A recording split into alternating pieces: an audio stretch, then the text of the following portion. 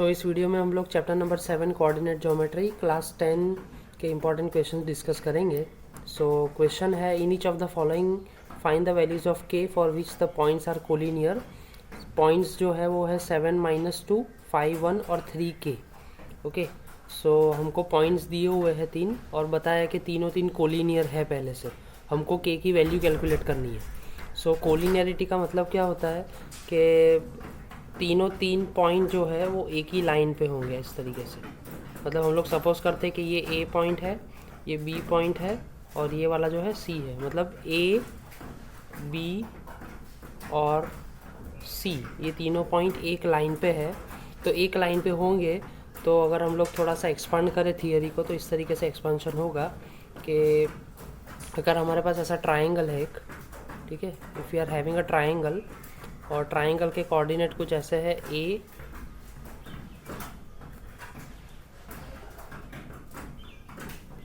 B and सी, ठीक है, ऐसे तीन कोऑर्डिनेट्स हैं।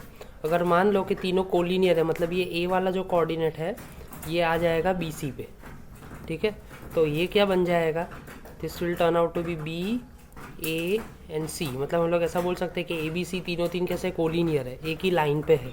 तो उसका जो एरिया है, इसका कुछ एरिया आएगा, कुछ भी एक पर्टिकुलरली स्क्वायर यूनिट्स में आएगा, ओके। लेकिन इसका जो एरिया है that will turn out to be zero.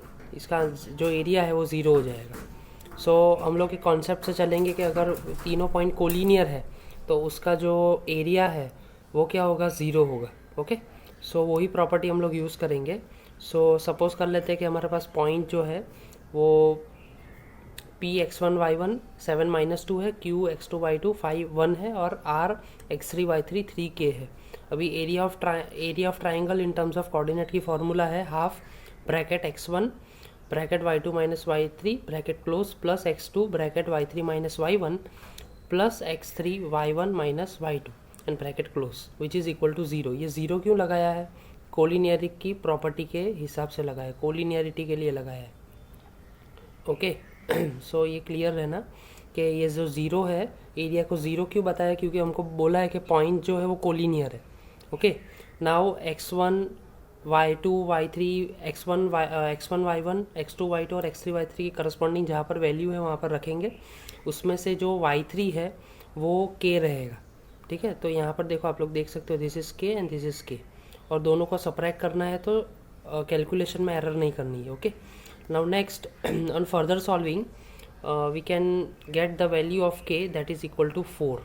So you can easily solve it. It is a simple mathematics. Linear equation जो solve करते हो 8th standard में, उस हिसाब से आप लोग को ये solve करना है, okay. Now next question is the same question.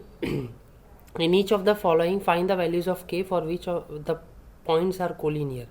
That is 8 1 k -4 and 2 -5. So हमारे पास पॉइंट है P x1 y1, तो हम उसको सपोज करेंगे 8 1, Q x2 y2 k -4 and R x3 y3 is 2 -5। अभी ये तीनों तीन पॉइंट्स कोलिनियर है, दे आर कोलिनियर, ओके। ये तीनों तीन कोलिनियर है, तो कोलिनियरिटी की हमने फिर से प्रॉपर्टी यूज़ करेंगे कि उसका एरिया जो है वो ज़ीरो होगा। तो एरिया की फार्मूला लगा दी half bracket x1 y2 - y3 plus x2 y3 - y1 plus x3 y1 - y2 which turns out to be zero.